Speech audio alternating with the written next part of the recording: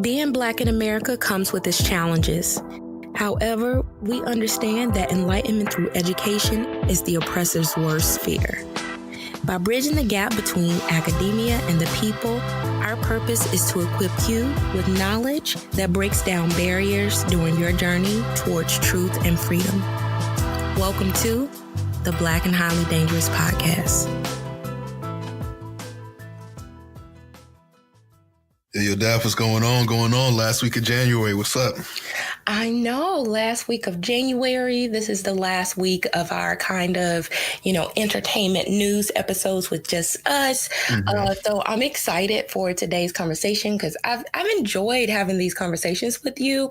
But I'm also looking forward to digging into some of our meaty interviews, Oh, yeah. I'm excited to get the interviews back up. But this has been fun. I've actually enjoyed, just having the hot topics, current events every week where we can really deep dive in. And it's almost like an extended, oh, Lord, news segment that we usually do for an hour.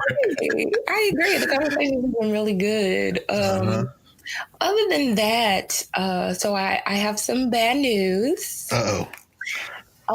The other school that I was going to look at for my dissertation officially backed out. Oh, wow. Yeah. The woes of qualitative research, right? Yeah. And I'm kind of mad because she sent me a shady email. She was like, when you didn't hear back from me, I thought you would move on. Oh, really? Okay. So you're just supposed to just ignore that, huh? Okay. Oh my God. But it took me a lot not to respond in a petty way, but I tried did. She really? Did. Yeah. She really have to say that. She could just be like, no, I'm sorry. Would you have to be like, oh, because I didn't respond, I just assumed you would get the hint that. Okay. And I mean, the funny part about that is I have been in contact with people at her school, through her. So there had been communication. So I didn't see the point of her even putting that, actually, we talked not too long ago. So, but it was just kind of okay, shady boots. I'm going to go with the story I have, which I think is going to be compelling anyway. I'm looking at how demographic change related to immigration is shaping the work of educators at a historically Black school that was actually founded in 1865 by the Freedmen's Bureau. Nice. So the thing is, I feel like God does everything for a reason because I feel like this story is complete in itself. I would have liked to have the second case study, but there's so much rich history right there that is just going to allow me to provide a little bit more context for why people are potentially reacting to demographic change the way they are when you think about the history of the school. Yeah, that's good. You can just have one site and deep dive. Ain't nothing wrong with that. I think you'll get some really rich data and you really be able to cover all angles, sometimes trying to do comparative and, you might miss some things and do the time and, trying to get out and finish. And so now you can really take your time a little bit. Yeah. So it'll work out. It's a blessing in disguise, but. I agree. And as much work as I've put into this first school, because I've been there since August, I do now realize that maybe each school should have had a year on its own, with just me in there, because being at this first school every single day, I'm capturing things that I wouldn't capture if I was trying to go back and forth. So, I could see the other school or some other school as maybe a postdoc project or something like that. Yeah, that's what I was about to say. Don't even worry about it because that's going to let you sound really good when you're on the market. As far as a future research agenda, you already got it down pat. Some sites you're looking at or kind of things you want to look at. So how to continue to research, so that'll be perfect. It'll work out that way too. Yeah. What's going on with you though? Nothing. First week of classes down. I woke up with a sore throat, over this weekend because I'm I guess I haven't been really talking loud and, for 3 hours straight like I'm used to. So I guess my vocal cords were a little out of shape. You might need to get a mic. I like to get a mic. Big old classrooms with all these students. So I was like, dang, why my throat's so sore? But then I realized, I was teaching all week. So just need a little break. But other than that, yeah, first week was fine. Students were excited. I'm excited kind of, to get back into the groove of things and teaching some of my favorite classes like race, crime, and punishment and stuff. I love teaching that class. So I'm excited, but then a month and a half from now, 2 months, I'm like, okay, is the semester over yet? Spring semester, don't people feel like spring semester is longer because you only have like spring break and it's just like a huge stretch of time? Yeah. Spring semester always feels so long. I'm trying to take my pre-tenure sabbatical next year, but we only get a semester, so I'm definitely trying to take it in the spring semester. Okay, that makes sense. I ain't going to waste it in the fall. Lots of breaks in the fall. Lots of breaks. I'm definitely going to use the spring, and then it goes right into summer, so I got all that time off. Oh yeah, that's smart. Mm-hmm. But yeah, so yeah, that's where I'm at now. It's back to school, back to work. Okay, well, let's get this thing. All right, we got some old Lord news stories, I'm sure. Of course we do. All right, let's get into it. Hello, and welcome to BhD News, where we give you the most current and eye-opening oh Lord news of the week. Join us as we present news that'll make you want to say,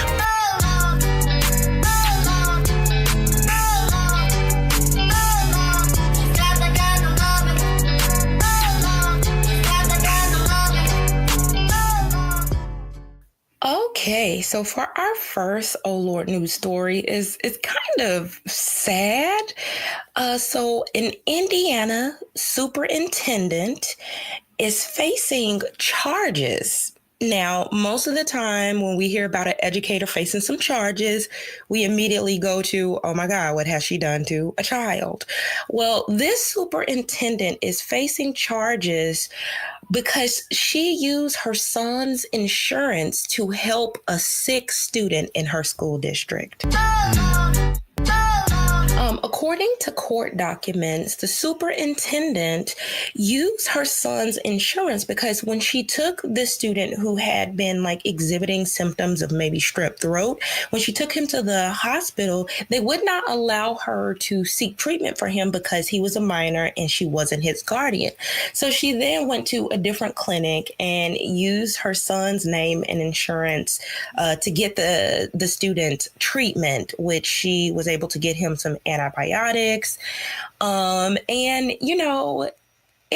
I've seen mixed reactions to this story because I see a lot of parents like, yo, I wish my child had a superintendent or an educator like that because it was somebody that was willing to go above and beyond. And then there's also people who are like, but at the end of the day, it was still fraud. So I don't know. Yeah.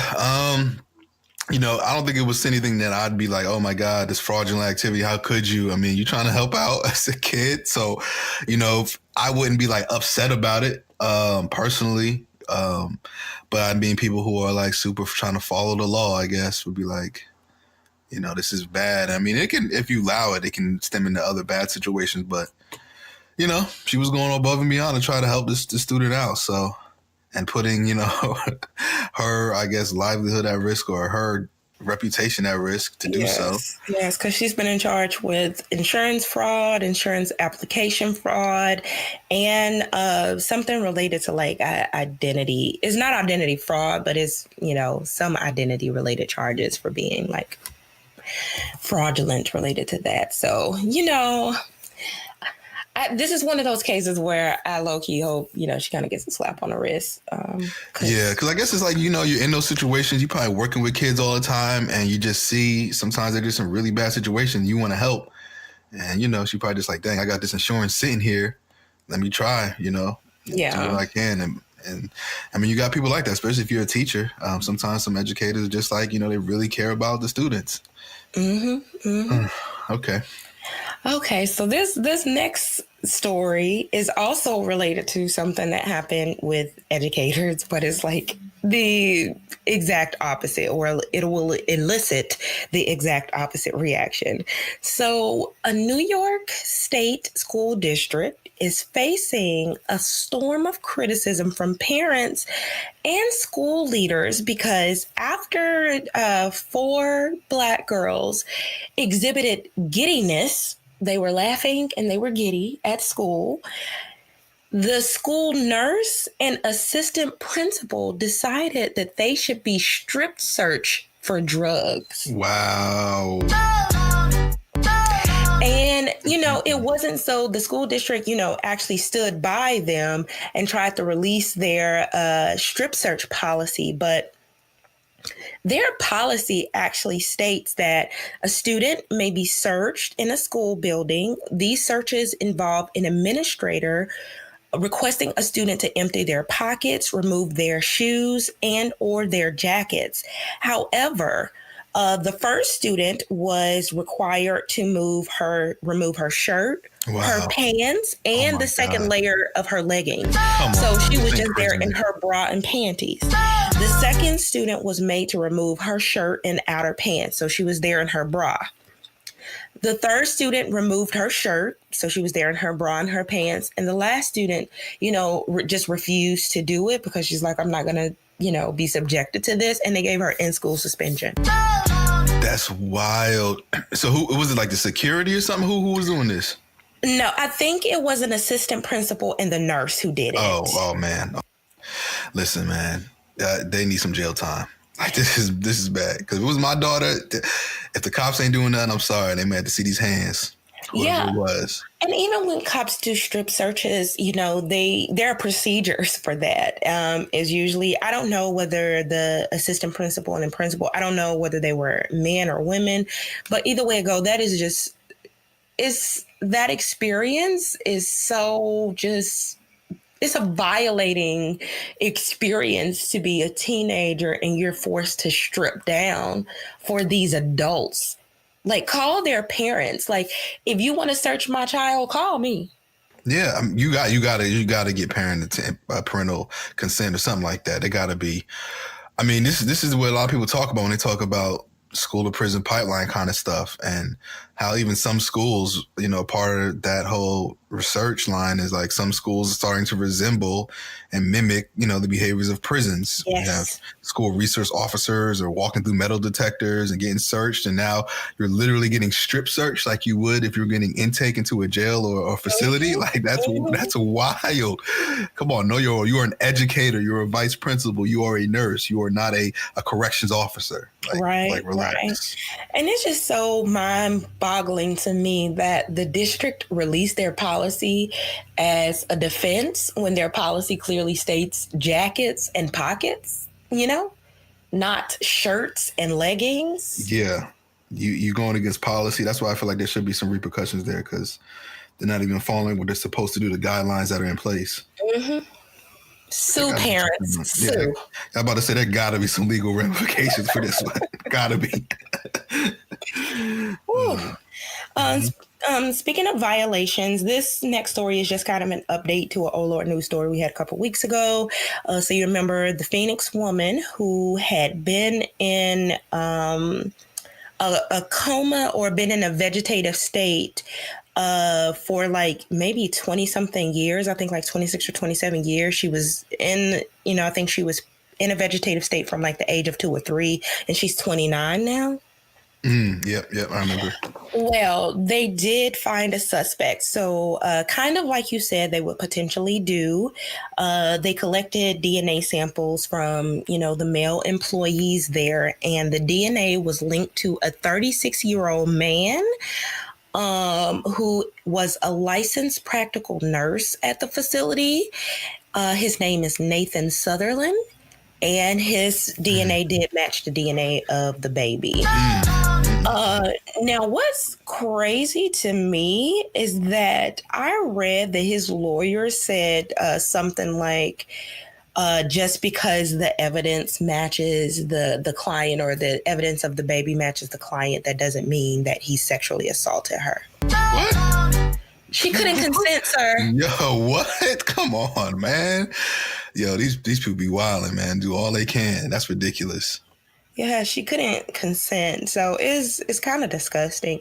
And I still feel like the care facility should be, implicated, because I'm pretty sure this person was showing. Like, if she's getting her sponge baths or whatever it is, like she's supposed to, someone had to see that she was pregnant. So yeah, there gotta probably be some other people in there, but at least they got the culprit.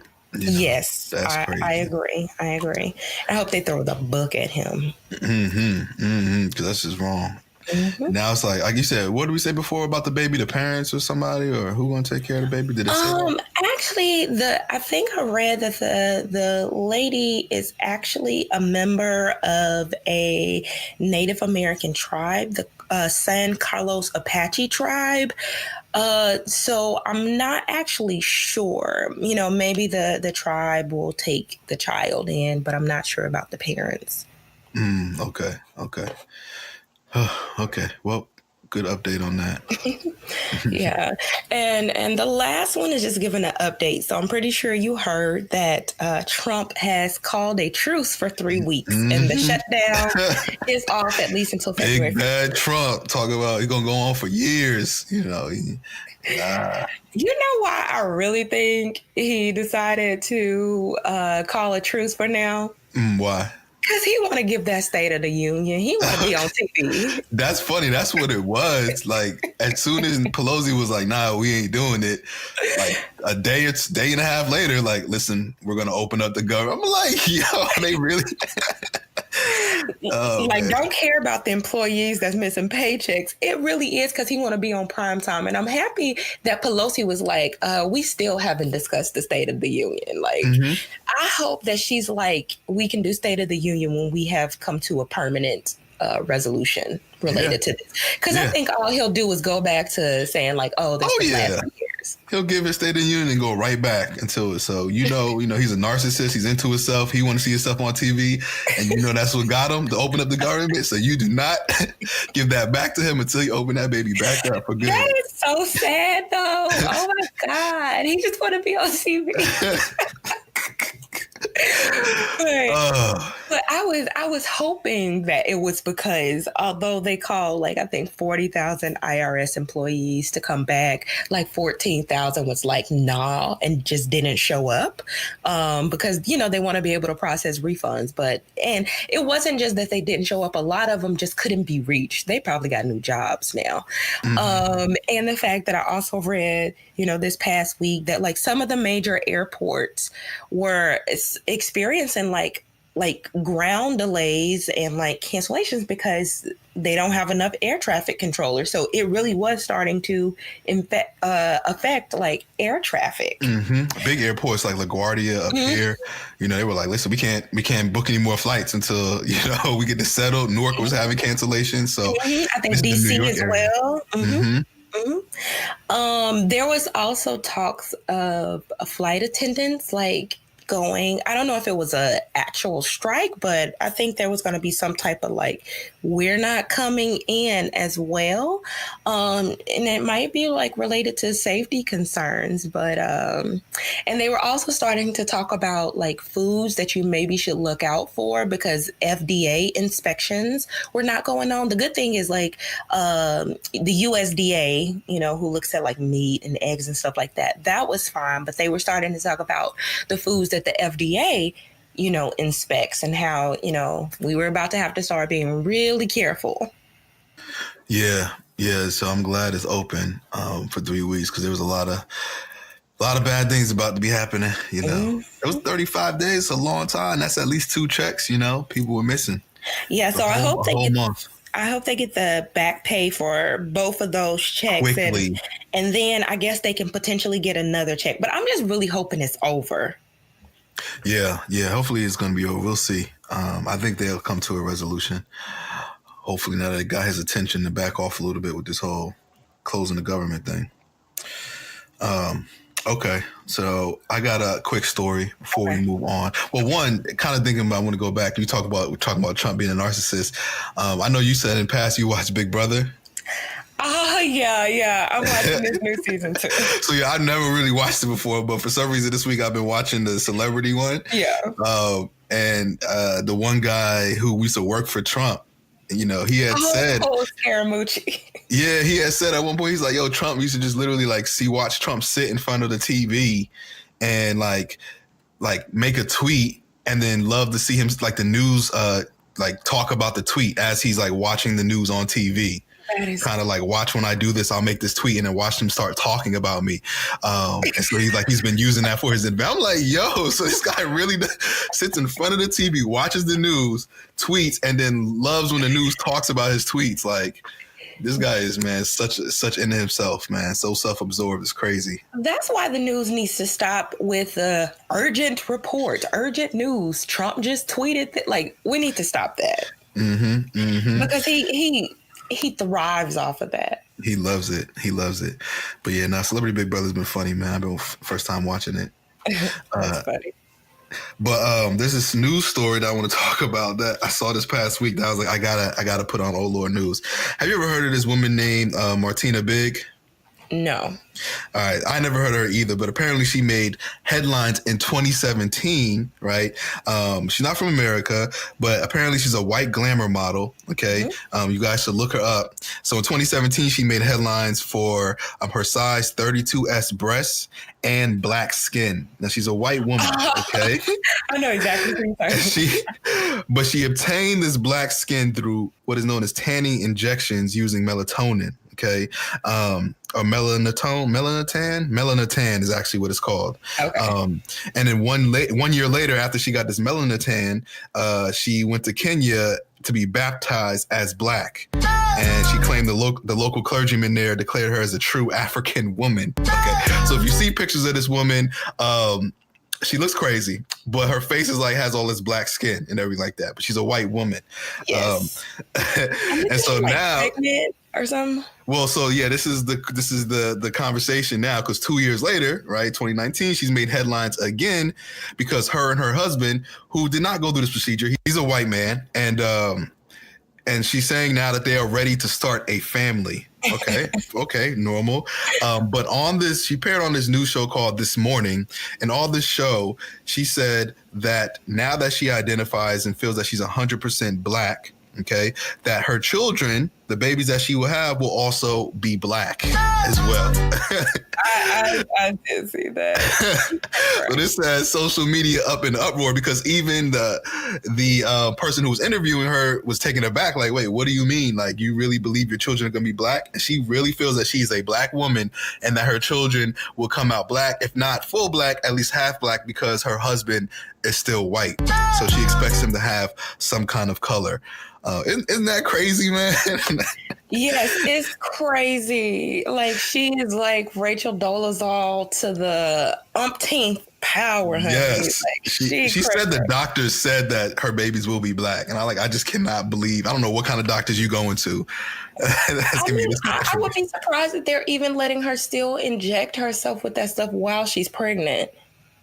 No, yeah, that'd be crazy. I mean, but yeah, this is like blackfacing, blackfishing, racial dolezal, like to the maximum. Like, you can't do this anymore. And now you think you about to have black babies? Like, yeah. This is wild. Y'all go check out, go look at, the picture of her and her husband and check it out for yourselves. But I couldn't believe it when I saw it. I was like, this woman is silly. So silly. Okay.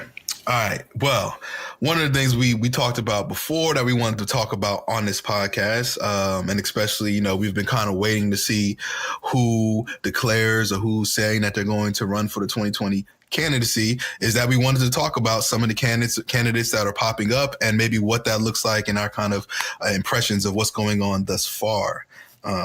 So that's what we'll do today. We'll spend the remainder of this podcast kind of talking about what it's looking like for 2020 for the Democratic Party. We know Trump is going to be the leader for the Republican Party. He's going to get that nomination and that nod. So now it's like a wild, wild west within the Democratic Party as far as who's going to run. It's still pretty early on because the caucus is until next February, I believe, right? Yes. A year from now. Yeah. Mm-hmm. And so there's still other people that haven't said anything yet. People like, Bernie Sanders, people like Joe Biden, who is rumbling that they may consider doing it as well, who are, of course, like the big hitters. I've even heard conversations of Hillary even potentially thinking of giving it another go around as well. But we're hearing about some of these younger candidates or some of these other folks who have been making headlines in these past couple of years that Trump been in office, throwing their names in the hat. Yeah. So I was wondering, are you excited about anybody so far? Well, I guess let me tell people who is running, You know what? just the list of names, That's a good place to start. and then we can go from there and like see if any names stand out. But no, that's a good question because I've been looking at kind of all of them, and some in more greater detail than others. But I'll talk about that in a second, Okay. for sure. So we have, and this is not in chronological order when they announced they're running, but we have a guy by the name of Pete Buttigieg, is I believe how you pronounce his name, who is the mayor of South Bend, Indiana. There is Kirsten Gillibrand, who's a senator in New York, Senator Kamala Harris, Representative Tulsi Gabbard, who I believe is is she the one in Hawaii? I'm pretty sure she's from Hawaii. Yes, she's a House Democrat from Hawaii. Senator Elizabeth Warren. Okay. John Delaney, who is a Maryland representative. Okay. We have Andrew Yang, who is an entrepreneur in New York and not really with any kind of political affiliations and stuff like that, but is running Democrat, but he's never been like in politics. And then we have Julian Castro, who's the former mayor of San Antonio and served as Secretary of Housing and Urban Development under President Obama. And those are the main ones right now that have thrown their hats in the race for the Democratic Party.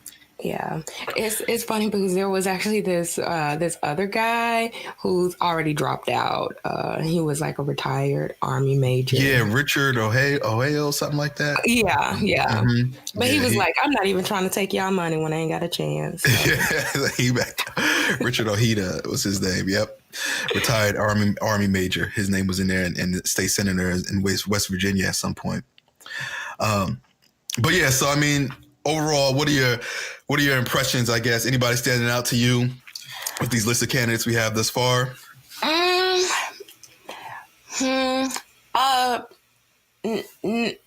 Nobody stands out as like, to me, as like a real contender to beat Trump. And maybe that's because we haven't like had their platforms. I do know that a lot of people feel strongly on both sides related to Kamala Harris, in terms of like, Democratic voters either feel like strong, like, yes, I want to get behind her. And some people are like, this is Hillary Clinton 2.0. And so, I feel like those are a lot of big names that are there, but I don't see anybody that I'm like, yeah, this is like a real champ. And I don't, that might be controversial to say because I feel like I'm supposed to say that like Kamala Harris is, because she's a Black woman. She's also a member of my sorority, Alpha Kappa Alpha Sorority Incorporated. But it's just kind of like, for me, I watch politics very closely. I study it from an academic, perspective in terms of like what, voters look for. Like even when we had the 2016 election, I was taking a course on race, racism, and American politics with a professor named Larry Bobo, who was like, a foremost scholar on like race and politics in the United States. And we even had to write essays about whether we thought Clinton or Trump was going to win. And even then I was like, yo, Trump got a real chance.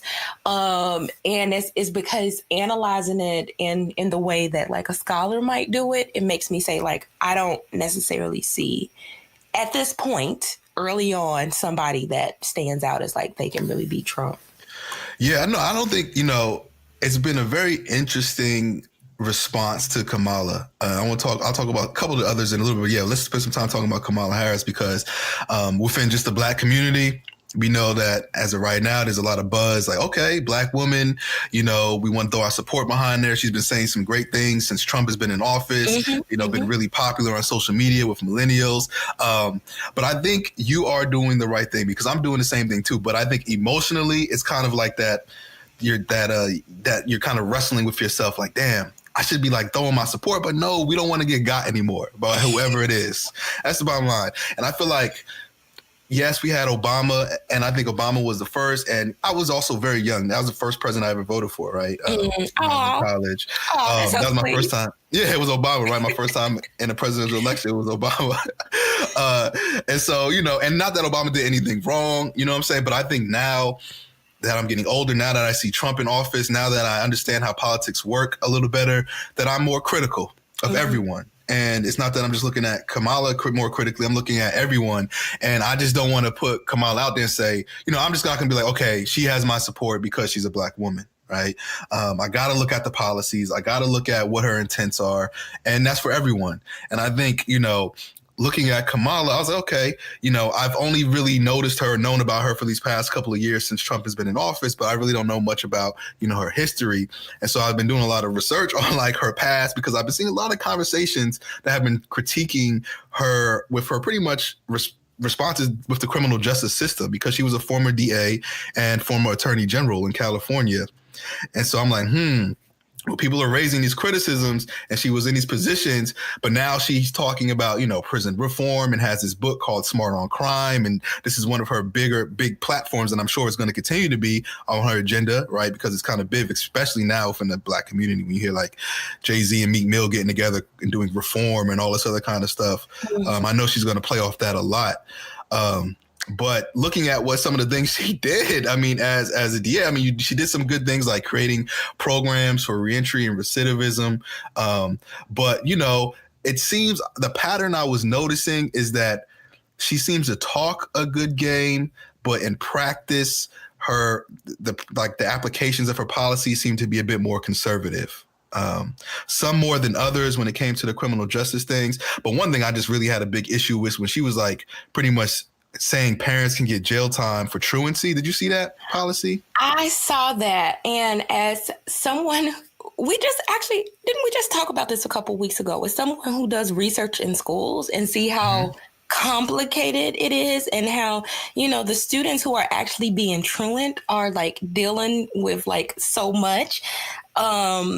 That does bother me, because truancy is a very complicated issue if you are on the ground in these schools. Yeah. And it's like, and what I think really what upset me the most is like, the ramifications of a policy like that, because who's going to be affected the most. And it's going to be usually poor people of color. Right? When it comes to these truancy charges and their kids not being in school, and who's going to be more likely to get locked up, it's not going to be white kids, and it's not going to be affluent suburban white kids. So when you implement a policy like this, you're targeting a population that really can't defend themselves from it. So that's one of the, she has some other things and controversies, which we can talk about too, but that's one of the things that really just kind of bothered me internally. Like, come on now, how could you make a policy like that? Because that's just silly. Yeah. I would say the other thing, and you probably know about this too, and I don't think she argued this, but, people in her office argued this, and therefore, I think she's ultimately responsible for it too. But when they were arguing against the release of nonviolent offenders because it would affect the population of prison workers that they had to do manual labor for cheap prices. Yeah. This is wild. The thing about it, one of the major critiques she had, and I look closely at that one, that people say like, because her conviction rates went like skyrocketed, almost by like 15%, but mainly towards violent crimes. And, part of it was, a cry from the communities who were having a lot of violence in their communities. They wanted something to be done. So she was responding to that. But a part of it too was that they were saying that she was convicting people so fast that a lot of the people who were just suspects were not getting due process, right? So they were pretty much getting found guilty very quickly, mostly through plea deals under her administration, who were mainly like poor Black men for the most part, right? And so because she wanted these conviction rates to go up, but there was like a subset of these people who really just weren't having their day in court as they could have or should have. And people are saying probably there were some innocent guys getting locked up in that system too while she was under watch. So, it's complicated. Nothing's easy, and she's doing some great things, but I'm looking at her patterns, and this is what I'm trying to look for, is like, she seems to say these things, but it's like, okay, what are you going to actually implement if you're in office, right? What do you care about the most? And I've seen some like pushback, from people who are like, why are people trying to tear her down? Like, why is her past coming up now? Like, we've, loved her over the last 2 years.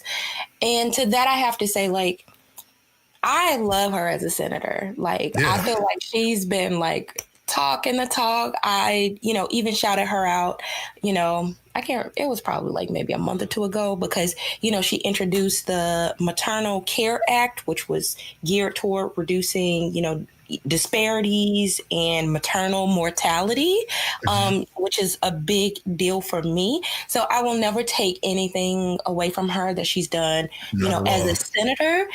But I'm going to say, people, when it comes to a president of the United States, hell yes. We got to look into everybody's We cannot look at just the past 2 years. And I mean, and so, because I don't, like I said, it feels like I feel like, oh, I'm, doing something that's taboo. I'm, going against, or I'm not even against, but even saying that, like, I'm going to look more closely. I'm not going to make a decision yet, or it feels like you're doing something wrong, or at least I can say that. But I just want to put it out there to people that, I just want to do my due diligence, and I would say that at least on BhD, some of the concerns that people have raised about her are issues that we have talked about consistently over the last year, and things that we have talked about consistently being against over the last year. So, you have to look into see if people are being consistent. If people were giving Hillary a hard time for her, criminal justice record, or, things that she's said in the past, you have to expect that any other candidate might get the same treatment. So, let's go to our BhD motto, facts, not feelings. Like, let's not get in our feelings. And if you are already, behind her, if you're like, she has my vote no matter what, I think an effective way to be her surrogate, an effective way to be an advocate for her is to find facts that can actually address some of the people's concerns, and don't try to appeal to but we're supposed to have this connect. Like, don't do that, because I don't think that's going to win people over. Because like you mentioned, Obama tie, whether people know it or not, there were a lot of Black people who were disappointed after Obama left office or toward the end of his second term, because they thought that he was going to do something special for Black people. You know what I'm saying? They thought that he was going to be the Black president. And, with the political climate, he wasn't able to actually make some blackety Black policy, as we might say. And so there were a lot of people who were disappointed and who are now like skin folk and kinfolk. And they're not necessarily drawn to a candidate because of their racial background, when they might use Obama as an example of how just because there's a Black man in office doesn't mean that we're going to have Black targeted policies. So you also have to understand that dynamic is at play as well when it comes to discussions about Kamala Harris. Yeah. And so that's the thing. I think that's the realization I've come to, similar to what you said. It's not like I'm against Kamala, but it's like, I need to know if you're going to be up there and trying to get Black votes won, and, act and be somebody of the community, which can be debated in several ways. I think that we should also make sure that we ask the right questions as a community, just to make sure that you're held accountable, so that when you get in this position, these are our expectations, right? So I think we're allowed to say, like, listen, this is what we've seen you do in the past. Can you explain yourself, and can you assure us that you're not, or you're going to be more careful when you're making these kind of policies in the future? And I think that's fair for us to ask. And whether you're Black, whether you're white, I think we're at that time now. We just don't have the liberty just to sit there or the freedom, or, the opportunity to sit there and for things to go wrong. Because again, it's going to be us that are hurt. One of the things I saw too, like you said, some of the topics that they're bringing up linked to Kamala are things we talked about on this podcast. And I know way back, if you guys go back, listen to what we talked about, on the natural hair episode, right? And, yes, most of it was centered around natural hair and women, but, there was a particular case that she had a lot of buzz around, where it was the case of the sick man, the cultural practice, SIKH, not like a sick as far as health man, just for our listeners. But he was barred from working as a prison guard because of his religiously mandated beard. Okay, so Harris actually argued that his beard prevented him from properly being fitted with a gas mask. thus disqualifying him from the job. Even though California's corrections and rehabilitation departments say that guards are allowed to have beards if for certain medical reasons and the like. Right. So, I mean, even though it was just one case, it was one thing, but these are things we talked about, right? Like, this is a guy who's having a beard for medical reasons, and you can't, not for religious reasons, but you're allowed to have beards. And she didn't have to argue against it, but she did. And this guy lost his job because of it as well. So it's like, there's certain things in there that can be questioned. And I think we have the right as citizens to ask these questions. I agree. And like I said, I'm going to say, because thinking about the missteps that Hillary had is she didn't have a message in the same way that Trump had, even if we thought his message was stupid. It was a message that resonated with people. And she did not effectively address, I think, some of the concerns that people had. So we cannot dismiss them. Again, if you want to be her advocate, don't dismiss what people are saying. Kind of embrace it and try to rebut it in a way that makes people say, okay, there are effective ways to do it. And it's funny because I was in a private group and I was like, I made a post like, people are tired of negativity, related to her. Well, let's create a post that has like talking points that her advocates or her surrogates can use to say, hey, this is how she's shown that Black Lives Matter, or this is, what she said. Because I think she addressed some of her like criminal justice record in her book. But truth be told, not everybody going to buy a $20 book. And when it comes to winning an election, of citizens across the United States, it should not be a requirement to buy a book to figure out why someone did what they did. So, if you are for her, maybe you should buy her books, read what she said, and use that as some of the talking points for people who have legitimate concerns about her. Like, so I'm not going to say like, oh, she's not the person, but it's like, if you have concerns, your concerns are legit. If you're like, people need to throw her weight behind her, I want you to know how to effectively do that in a way that's not like your concerns aren't valid. You should just like her because.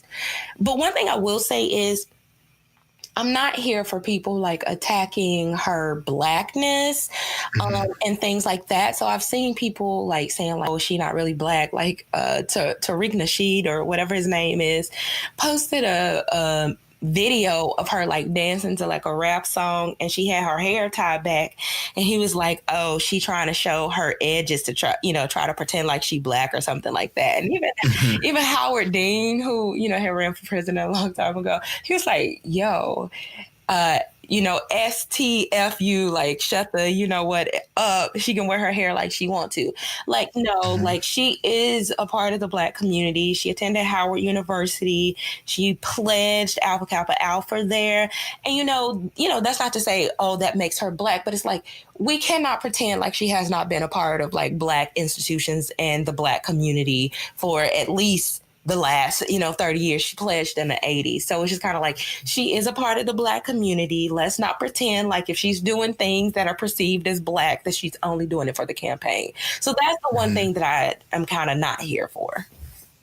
Yeah, no, all in all, she's a Black woman. How do you feel about her in because I think there was a headline when she was directly asked a few days ago, something about being Black and being Native American, and then she responded in a way to saying like, "No, I'm American," along those lines. Oh, I didn't see that. It was the response was just pretty much like, "I'm a good American," or "I'm like I don't know, whatever it is, I represent America," something along those lines. But she didn't really kind of embrace like, no, yeah, I'm a Black woman, and I feel like that's something similar what Obama did kind of in the beginning. Then he switched up later on and was like, oh, I'm a Black man, because I think eventually she's going to have to do the same thing. But initially, this is the very early stages, so I'm kind of paying attention to what she's saying and how she's approaching these like identities, how she identifies, because those questions are going to come up just like they did with Obama. So I'm just careful to see her response. But first one was like, yeah, I'm an American, or something along those lines. So that is political strategy.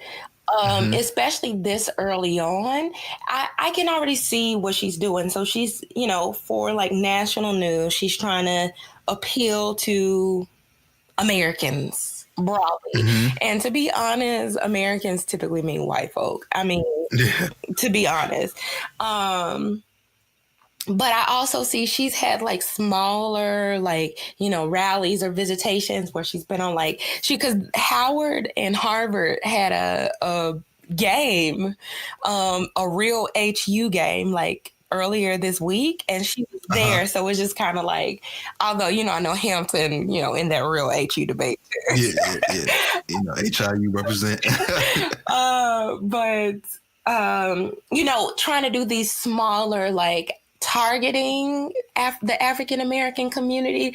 So that I feel like, I don't know, in some ways I feel like when you're talking about like Black politicians, you got to be a little bit, in my opinion, a little bit lenient, because I don't know, being a Black person trying to win national office, like, you got to walk a delicate line in regard to really pushing like a specific racial, pushing a Black racial identity. I'll say that. Not all racial identity, but a Black one.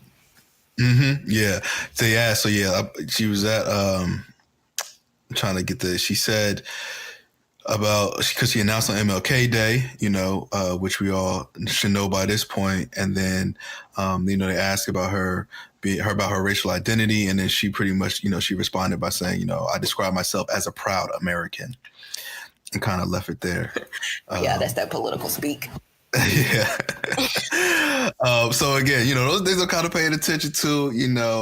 I know no one can go up there, and at this point, it kind of sucks. But we'll talk about that in a second, about being like too Black or I'm Black.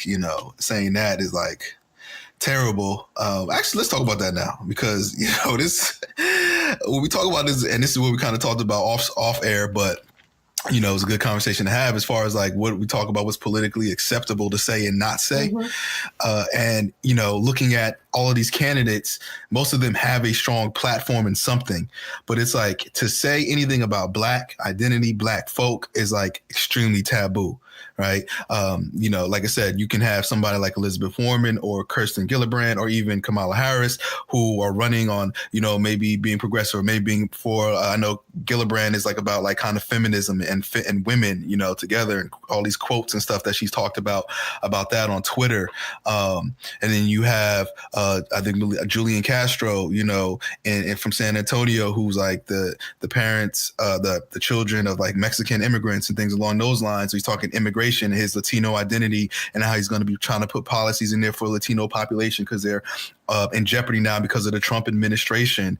And I think there's one guy, right? I think who was running, who is part of LGBT, who's gay, yes, as well. The mayor of South Bend, he's married to Pete Buttigieg, right?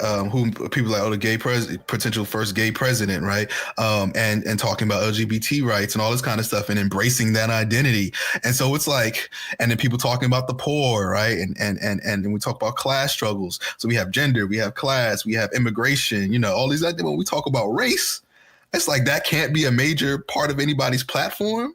Like, it's kind of sad when I look at all of this kind of stuff, that me as a Black man would love to have somebody have a platform that's explicitly creating policies or addressing issues within or for the Black community, and that not being an issue. But it's okay, politically okay and safe when you say all these other words and communities and protect them.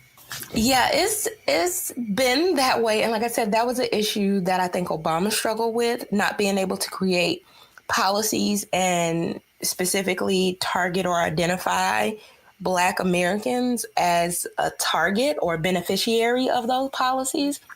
Mm-hmm. And so, there's this there's this concept in political science, and it talks about like the social construction of target populations. And there are some populations that are viewed as kind of helpless. There are some that are viewed as deviant. There are some that are viewed as powerful, and there are some that are viewed as weak. And depending on where you are on this, like, kind of chart, like depending on where you are, like if you are viewed as like powerful and deviant, then, you're not going to get policies targeted toward you that are seemingly beneficial. And when we think about how African Americans are constructed, in the media and across the United States, we are often constructed as deviant. I don't know if we're constructed as powerful or weak. I think, that depends on the person. But because we are often constructed as deviant in the minds of, the majority, people feel hesitant to construct policies that are seen as beneficial towards our population. And that's That me makes putting sense. on my, social science hat. Is just kind of like, yeah, Black people are not positively socially constructed. Therefore, people don't see it as worthwhile or politically beneficial to create policies that are beneficial for them. Okay, that makes sense. Mothers, welfare recipients, DACA, because even when you think about immigration, you've noticed how they've tried to separate undocumented youth and potential DACA recipients, which is DACA is a beneficial policy. The undocumented youth are constructed as they're constructed at least as either positively, or they're constructed as like weak in a sense that like, oh, they had no control over this, versus like the elders or their parents who are seen as like having, broken the law. The policies that are constructed for them are, negative. Like, we need to deport them. So it's just kind of like, even within a particular population, there might be some who are like socially constructed as good and some who are socially constructed as bad. And I have some friends who, do work on like immigration, and they're trying to push back against the good immigrant narrative to say like all immigrants deserve beneficial policies. But really, even when you look in that population, some of them are good and therefore deserve things like DACA, but some of them are bad and need to be deported, and kind of like, oh, well. So you can also think about it like that to other population. No, yeah, no, that's real. That's real. How they target it, and just I think we got to figure this out, and make Black folks on the agenda as well. Yes. Because they don't want us up there. They don't want us up there, man. It's crazy. Yeah. So that's why I do hope that as these, because we're probably going to have a future conversation, because, most people, haven't released their like official platforms. And when they do, we really have to have another conversation. Are people willing to say Black Lives Matter? Are they willing to put it out there? That's true. And that's going to be interesting because, I don't know about everybody. I know Kamala's, because of her position as a DA, most of her criminal justice policies have been looked under as a microscope compared to others who really weren't in those kind of positions, because there were sayings of how she opposed giving police officers body cameras, or she was opposed to investigating police officers involved in some brutality cases and stuff like that. So those are things like, if you're going to claim that Black Lives Matter, right, or those kind of things on your agenda, you're going to have to clarify and explain a little bit more. And there, I've been looking at some of the other candidates, looking through them and seeing what are they offering, or what are they thinking about potentially running on, or what are their strengths overall. Some of them don't have much, like Pete Buttigieg, but I think he had endorsements. Was he the one that had endorsements from? No, I don't think it was him. Which one had endorsements from Obama? I can't remember. That I'm not sure. I know Julian Castro worked. I think it might have been Julian Castro. I know the candidate from Hawaii, Tulsi Gabbard. There's been some controversy around her, pretty much dealing with LGBT, mainly because her dad was actually like working for some organization that. And she worked with her dad with that organization when she was younger in 2010, that did a lot of the stuff that Pence was on to, like that conversion therapy. And then even early in her political career, she like pretty much opposed same-sex marriage and things along those lines. But she's about clean energy, gun, more tighter gun rights, supports pro-choice, things along those lines. But her LGBT issues have been under the most scrutiny because she has been opposing that for quite a while. And I think up until recently, she's began to change her narrative, probably because she's had her sights set on being president one day. You can't, that's a population you don't want to upset too much, boy. Yeah.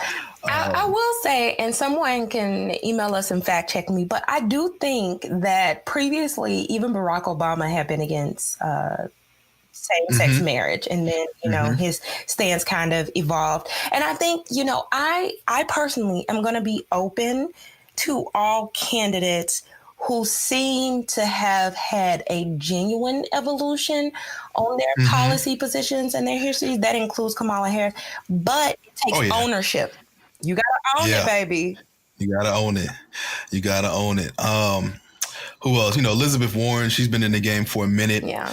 I think my only one of my bias had just really had nothing to do with her policies, really nothing, but it's just the fact that she's an academic for the most part. She's been a tenured full professor, been a dean or whatever. So I feel like she definitely brings that academic vibe to the politics as far as empirical research and backing up policy. But her main thing is dealing with economy. We saw her really become big when she was going against the banks. What was it? What bank was it? Wells Fargo, when that whole scandal was going on, and she when they were testifying, and she pretty much the line of questioning was amazing. But that's her like area of expertise, and a lot of what I'm reading about her is that kind of stuff. She's going to really deal with certain economic policies and really putting more taxes on the rich, and a lot of tax kind of things is what she'll be focused on. But that academic vibe, I like that, but that's not going to make or break her. Yeah. Who else? Quickly. Of course, I think looking. Huh? I was about to say Castro. Yeah, I was about to say Julian Castro. Looking at him, it's funny because they're really not that I'm trying to find dirt on people. He's pretty young, so he has a shorter, political career. So it's naturally not going to be a lot of stuff. Mm-hmm. And then I guess because he excelled so early in his career, he was working with Obama and then gets these kind of nods. So a lot of his support is already pretty strong. Him and his brother have been making a lot of strides, and progressively, he's been kind of on the right side of a lot of things. When we're talking about economy, we're talking about universal health care, free education in college, universal preschool, all for climate control, gun control, LGBT rights. So, politically, as far as being a liberal or being progressive, there's not much on his record where he's been, on the other side, had time to dibble and dabble with some conservative policies. And sometimes that's a part of politics. To make compromise, you're going to have to vote for things that you may not feel strongly, but to move forward or whatever. So he seems like if people are going to be judging off political backgrounds right now, he's probably like, the cleanest, if you will, when we're talking about policies. And that, like you said, that comes with age. That, and I think people do want to see some younger candidates. Like, I don't know if I want Bernie Sanders in this race. Bernie Sanders. The one guy, Andrew Yang, who's not a politician, who's an entrepreneur. It's funny because one of the things he's pushing is for pretty much he wants to give everybody, I think it's like income equality. So he wants to give pretty much all Americans $1,000 every month. Oh yeah, universal basic income. Yeah. Yeah, universal basic income. That's what it's called. So his campaign proposes $1,000 per month, pretty much by taxing, because he's saying all these automated jobs, robotic jobs are taking the jobs of millions of Americans. And he's saying these companies that make billions of dollars off of that will be taxed severely more and pretty much pay the average American for not giving a human a job. And so all the Americans will get $1,000 per month, which is kind of funny. Okay. I will link a study because I think they did that. It was either Mississippi or Alabama, and it was like a small pilot of that. And I think they did it with some others. And I have to reread it, and I could be wrong. That's why I'm going to link the article. But I think it did turn out like as a good in terms of the experiment. Okay. So again, he's not a politician, but he's proposing that. I know that's going to get a lot of people's attention. Like, what? Show me An extra $1,000 per month? Okay, what you talking, bro? You know what? Based on this conversation and all the conversations that have happened this week, though, I would say that the person, just because it seems that she's so polarizing, it seems like the front runner right now is Kamala Harris, because she has so many people talking. Like, even this conversation was mostly about her, and it's like, oh, okay, we'll talk about some of the other people. And it's not to say she'll win it, but she's definitely the most polarizing and talked about right now. Yeah, she's definitely, and to be honest, when I'm doing the research, looking at these candidates, she just had the most written about her. And that's why I was also able to talk about her past a lot more, because people have just been writing about her more than the other candidates. And I think people are getting that feel that she's probably going to be one of the finalists in this whole competition. Yeah. But I want to see more, man. I want us to bring out the best of the best to go against Trump.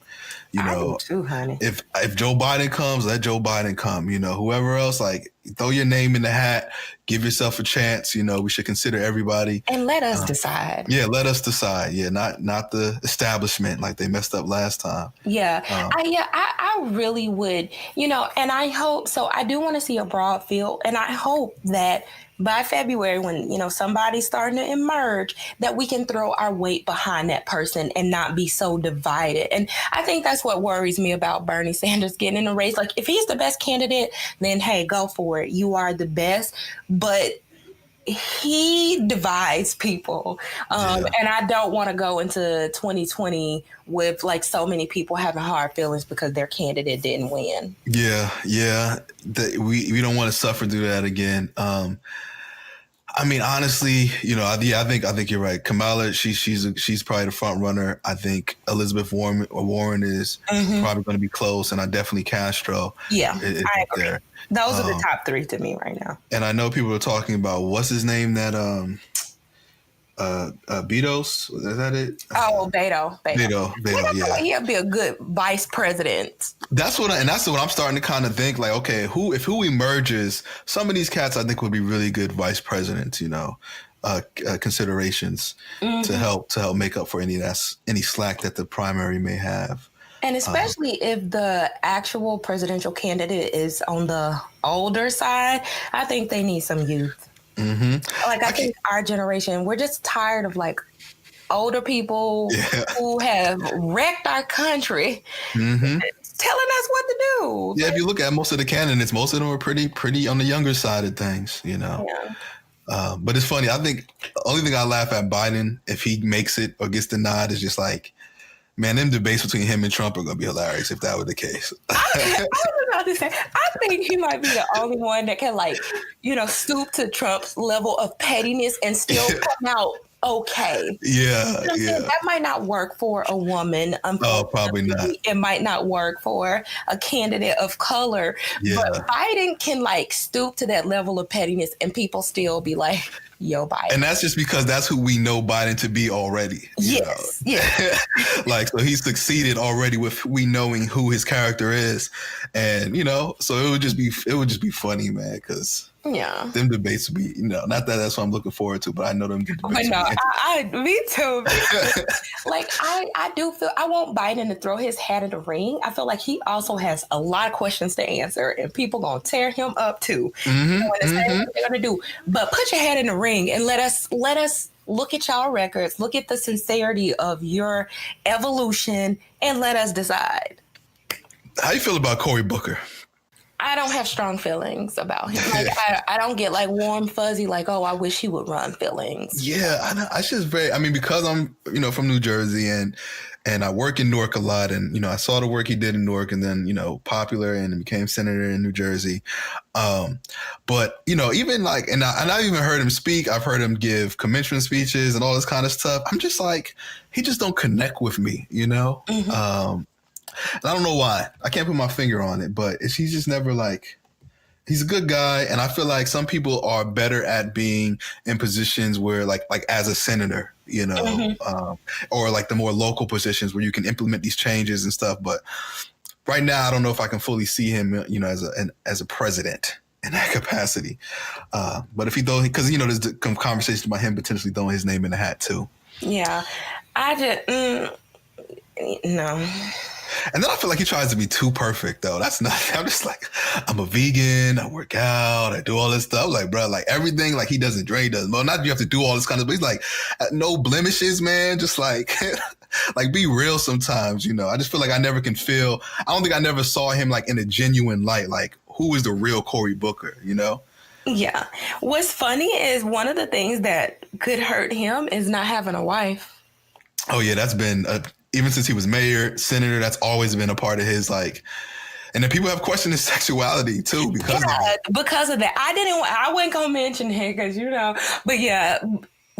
But I mean, I would say, at least in the Black community, if you stay unmarried as a man for too long, especially when you are very like financially secure, successful and all that yeah, stuff. people do start talking. I ain't gonna. Yeah. So I want to say, I don't know if it was him. I think there was a little headline, tabloid headline of him maybe being on a date with some woman or something like that. I saw not too long ago. But who knows? Who knows? We'll see. And it also could be like dating preferences because, even if he, does date women, because, also people had talked about, or there was a debate about if Obama had a white wife, would he have won? Mm-hmm. Yeah. So that can be, a tricky situation too. Yeah, maybe he likes white women, and he knows that people don't like that. White men definitely be mad at that. People in our community, you can already hear the narrative. Oh, so you can't, choose a black woman, huh? You already know. That's so funny. But Kamala Harris, her husband is white. So, how will that play out? That is interesting. I've heard people already had conversations like, dang, you went to HBCU, you in a black sorority, and you with a white man, people have been throwing that questions out there too. I've heard that.